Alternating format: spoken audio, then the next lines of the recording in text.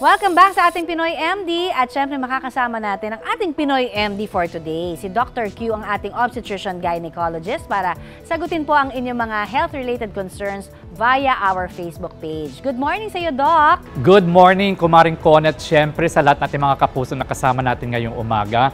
Magandang umaga sa inyong lahat. Sa mga kasimanwa ko sa Antique, mayad nga aga kaninyong tanan.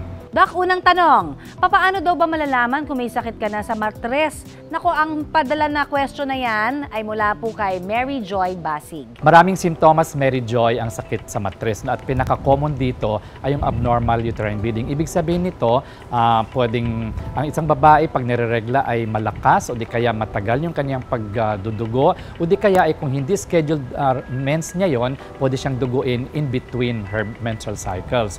Pangalawa, pwedeng lumaki yung matres niya na hindi siya buntis at ito ay mararamdaman ng isang babae kasi lumalaki din yung kanyang tiyan. Pwede rin namang may mga non-specific symptoms na related sa uterus pero hindi naman naramdaman ng isang babae sa matres kundi doon sa pantog niya, sa pag-ihi, mabilis o madalas siyang umiihi o di kaya nakakaroon siya ng problem sa kanyang bowel movement, constipated siya usually. So kung mararamdaman mo ang mga ganitong simptoma, ay kailangan magpatingin ka na sa doktor para ito ay masuri kung ano ba talaga ang dahilan at kung bakit lumalaki ang matres mo o kung bakit nakakaroon ka ng abnormal uterine bleeding. Next question, Doc, normal lang daw ba sa isang breastfeeding mom na 2 beses datnan ng kanyang regla sa isang buwan?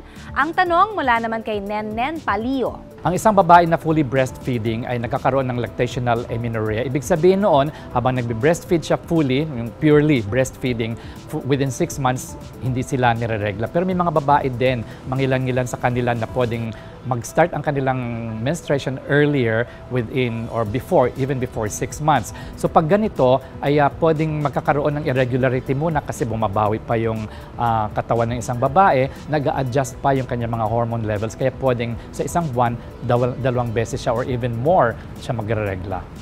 Thank you so very much, Doc, sa muling paggabay at pagsagot sa mga katanungan ng ating mga kapuso. Keep them coming, ha, dahil patuloy lang po kayong sasagutin ng ating mga Pinoy MD, no, kada linggo yan, ano? At syempre magpadala lang po ng inyong mga questions sa ating Facebook page.